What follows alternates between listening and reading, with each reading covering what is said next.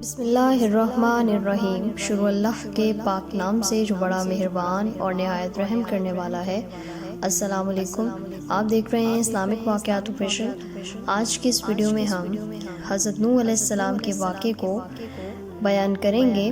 تو ویڈیو شروع کرنے سے پہلے تمام دیکھنے اور سننے والوں سے گزارش ہے کہ وہ چینل کو سبسکرائب، ان ویڈیو کو لائک اینڈ شیئر کر دیں۔ تو چلتے ہیں ویڈیو کی طرف۔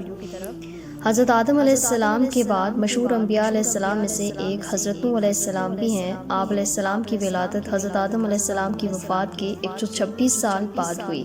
آپ علیہ السلام کو 1000 سال عمر ملی۔ حضرت نوح علیہ السلام کا اصل نام عبد الغفار تھا، لیکن آپ علیہ السلام اپنی قوم اور آخرت کی فکر میں بہت زیادہ رویا کرتے تھے، اس لیے اللہ تعالیٰ نے قرآن مجید میں آپ علیہ السلام کو نوح یعنی بہت زیادہ رونے والے کے نام سے یاد کیا۔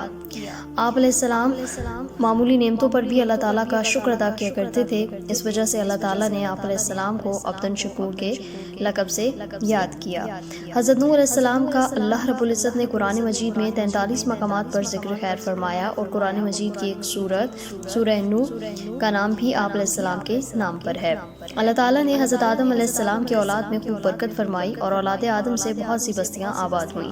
تمام لوگ سابقہ انبیاء علیہ السلام کی تعلیمات کے مطابق صرف اللہ تعالیٰ کی عبادت کرتے اور اس کے ساتھ کسی کو شریک نہیں ٹھہراتے تھے۔ اولاد آدم کا اللہ تعالیٰ کی عبادت کرنا شیطان پر بہت گراں گزرتا تھا، اور وہ سوچ میں تھا کہ کسی نہ کسی طرح اولاد آدم کو گمراہی میں مبتلا کر کے اللہ تعالیٰ کی رحمت سے دور کیا جائے۔ شیطان کو یہ معلوم تھا کہ شرک بہت بڑا گناہ ہے جس پر اللہ بہت ناراض ہوتا ہے، اس لیے انسانوں کو شرک میں مبتلا کرنے کے بارے میں سوچنے لگا۔ آخرکار اس نے قوم نوح میں سے جو نیک لوگ فوت ہو چکے تھے ان کے نام پر شرک کو رائج کر کے لوگوں کو سیدھے راہ سے ہٹا دیا۔ جب قوم نوح میں 5 نیک لوگوں کے مجسموں کی پوجا عام ہو گئی اور لوگ اللہ تعالیٰ کو چھوڑ کر بتوں کی پوجا کرنے لگے، تو اللہ تعالیٰ نے اپنے بندوں پر رحمت فرماتے ہوئے انہیں سیدھی راہ پر لانے کے لیے انہی میں سے ایک بندہ حضرت نوح علیہ السلام کو نبی بنا کر بھیجا۔ جب آپ علیہ السلام کو مبعوث کیا گیا، اس وقت آپ علیہ السلام کی عمر 50 سال تھی۔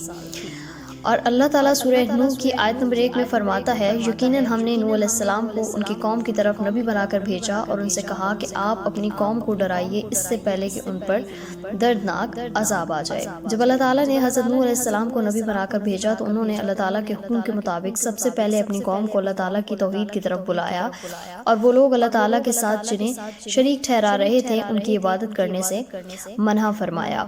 حضرت نوح علیہ السلام نے نبوت ملنے کے بعد اپنی قوم کی خیر خواہی کرتے ہوئے انہیں اللہ تعالیٰ کا پیغام پہنچایا، مگر قوم نے سرکشی کا مظاہرہ کرتے ہوئے آپ علیہ السلام کو جھٹلایا اور آپ علیہ السلام کی مخلصانہ دعوت کو ماننے سے انکار کر دیا، اور آپ علیہ السلام کے نبی ہونے پر مختلف شبہات کا اظہار کیا کہ تم تو ہماری طرح کے انسان ہو، تم ہمارے بجائے نبوت کے حقدار کیسے بن گئے؟ قوم کے سرداروں میں سے کسی نے بھی تمہاری پیروی نہیں کی، تمہاری پیروی صرف معاشرے کے غریب، کم عقل اور بے وقوف لوگوں نے کی ہے۔ تمہارے پیروکاروں میں کوئی بھی ایسی خوبی نظر نہیں آتی جو ہم میں نہ ہو، پھر تم کیسے نبی بن گئے؟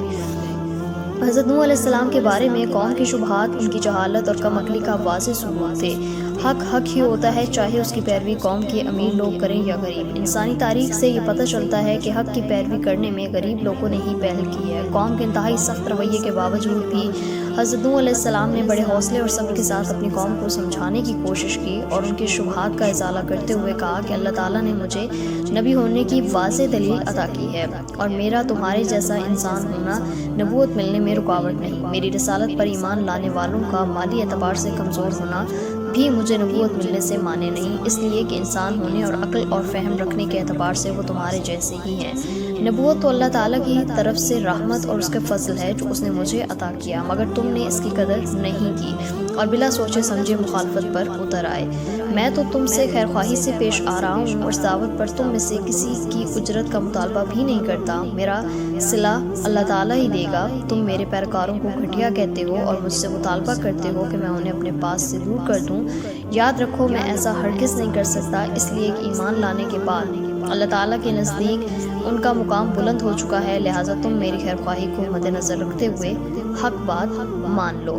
سورہ الاعراف کی آیت نمبر 61 تا 62 میں اللہ فرماتا ہے، نوح علیہ السلام نے کہا، اے میری قوم، مجھ میں گمراہی نہیں، بلکہ میں تو تمام جہانوں کے رب کا بھیجا ہوا رسول ہوں۔ میں تو تمہیں اپنے پروردگار کا پیغام پہنچاتا ہوں، تمہاری خیر خواہی کرتا ہوں اور میں اللہ کی طرف سے وہ باتیں جانتا ہوں جو تمہیں معلوم نہیں۔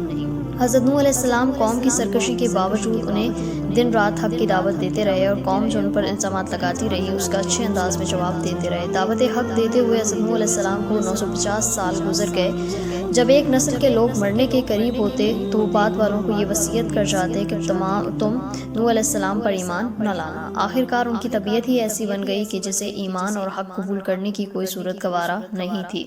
انہوں نے بجائے دعوت حق کو قبول کرنے کے آپ علیہ السلام کو مختلف انداز میں دھمکیاں دینا شروع کر دی، اور ساتھ ہی یہ بھی کہنے لگے کہ جس عذاب سے آپ ہمیں ڈراتے ہیں وہ لے آؤ۔ سورہ شعراء میں اللہ فرماتا ہے، قوم نوح نے کہا، اے نوح، اگر تم اس تبلیغ سے باز نہ آئے تو یقیناً تمہیں سنگسار کر دیا جائے گا۔ حضرت نوح علیہ السلام جب دن رات دعوت ایمان اور بے مثال کوشش کے باوجود ان کی قوم نے دعوت ایمان کو قبول نہیں کیا اور اس کی بجائے وہ اللہ کے عذاب کا مطالبہ کرنے لگے، تو اللہ تعالیٰ نے بھی بذریعہ وحی آپ علیہ السلام کو آگاہ کر دیا کہ جن کی قسمت میں ایمان تھا وہ لا چکے، اب مزید ایمان نہیں لائیں گے۔ تو آپ علیہ السلام نے اپنی قوم کے سرکش اور کافر لوگوں کے مقابلے میں اللہ تعالیٰ سے مدد کی درخواست کر دی۔ حضرت نوح علیہ السلام نے جب اللہ رب العزت سے اپنے لیے مدد کی درخواست کی تو اللہ تعالیٰ نے فوراً قبول فرماتے ہوئے آپ علیہ السلام کو ایک کشتی بنانے کا حکم دیا۔ جب حضرت نوح علیہ السلام نے اللہ تعالیٰ کے حکم کے مطابق ایک ایسے میدان میں کشتی تیار کرنے میں مصروف ہوئے جس کے قرب و جوار میں دور دور تک کشتی چلانے کے لیے پانی موجود نہیں تھا، آپ علیہ السلام کی قوم کے کافر لوگ جب آپ کے پاس سے گزرتے تو آپ علیہ السلام کا مذاق اڑاتے اور کہتے کہ یہاں تو دور دور تک پانی موجود نہیں ہے اور آپ پانی میں چلانے کے لیے کشتی بنا رہے ہیں۔ ان کے تصور میں بھی نہیں تھا کہ اللہ تعالیٰ انہیں پانی میں غرق کرنے والا ہے۔ آپ علیہ السلام انہیں جواب دیتے کہ جس طرح آج تم ہمارا مذاق اڑا رہے ہو اسی طرح ایک دن تمہارا بھی مذاق اڑایا جائے گا، اور تمہیں بہت جلد معلوم ہو جائے گا کہ اللہ تعالیٰ کے غضب کا شکار کون ہوتا ہے۔ جب حضرت نوح علیہ السلام کشتی تیار کر چکے تو اللہ رب العزت نے حضرت نوح علیہ السلام کو حکم دیا کہ آپ خود بھی کشتی میں سوار ہو جائیے اور میرے مومن بندوں اور تمام حیوانات میں سے جوڑا جوڑا کشتی میں سوار کر لیجیے، مگر کفار میں سے کسی کو بھی کشتی میں سوار نہ کرنا۔ حضرت نوح علیہ السلام نے اللہ تعالیٰ کے حکم کے مطابق مومن بندوں کو، جن کی تعداد تقریباً 80 تھی، کشتی پر سوار کر لیا، جن میں حضرت نوح علیہ السلام کے بیٹے سام، حام، یافس اور ان کی بیویاں بھی شامل تھیں۔ تمام جانداروں کا ایک ایک جوڑا بھی سوار کر لیا۔ پھر اللہ تعالیٰ نے ایسا زبردست طوفان بھیجا کہ آسمان سے بھی زوردار بارش برسنے لگی اور زمین سے بھی پانی ابلنے لگا۔ چند لمحات کے اندر پانی اتنا زیادہ ہو گیا کہ اللہ تعالیٰ کے حکم سے کشتی تیرنے لگی۔ جب قوم نوح پر سخت طوفان آیا اور ہر طرف پانی پانی ہو گیا تو قوم نوح کے سرکش افراد پانی میں ڈوب کر ہلاک ہو گئے۔ تو یعنی کے باوجود بھی حضرت نوح علیہ السلام کی کشتی میں موجود لوگ صحیح سالم تھے، اور کیونکہ اس کا محافظ اللہ تعالیٰ تھا۔ حضرت نوح علیہ السلام کی کشتی اللہ تعالیٰ کی حفاظت میں چل رہی تھی، اور اسی دوران آپ علیہ السلام نے اپنے مشرک بیٹے یام، جس کا لقب کنعان تھا، کو آواز دی کہ آؤ آپ بھی ہمارے دین میں شامل ہو کر ہمارے ساتھ کشتی میں سوار ہو جاؤ۔ بیٹے نے اس نازک موقع پر اپنے باپ کی دعوت کو رد کر دیا اور اپنے ہاتھوں اپنی ہلاکت مول لے لی۔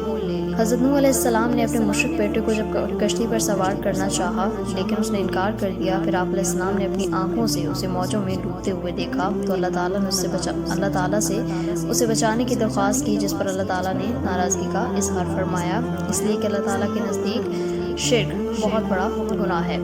آسمان سے شدید بارش اور زمین سے پانی کے فوارے نکلنے پر زمین بہت سارا پانی اکٹھا ہو گیا، جس میں تمام کفار ڈوب گئے۔ صرف وہی لوگ بچے جو حضرت نوح علیہ السلام کے ساتھ کشتی میں سوار تھے۔ اللہ رب العالمین کا طے کردہ فیصلہ پورا ہو گیا تو اللہ تعالیٰ نے زمین کو حکم دیا جو بھی تمہارے اوپر پانی ہے اسے پی جاؤ، اور آسمان کو حکم دیا کہ بارش برسانا بند کر دو۔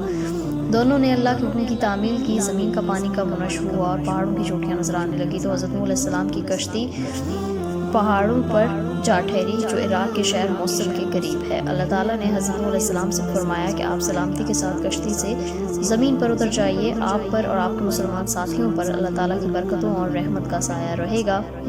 ان میں سے کچھ نسلوں میں سے ایسے لوگ پیدا ہوں گے جو آگے چل کر کفر کی راہ اختیار کریں گے، ان کا مقصد دنیا کی عیش و آرام ہوگا، ہم انہیں دنیا سے فائدہ اٹھانے کا موقع تو دیں گے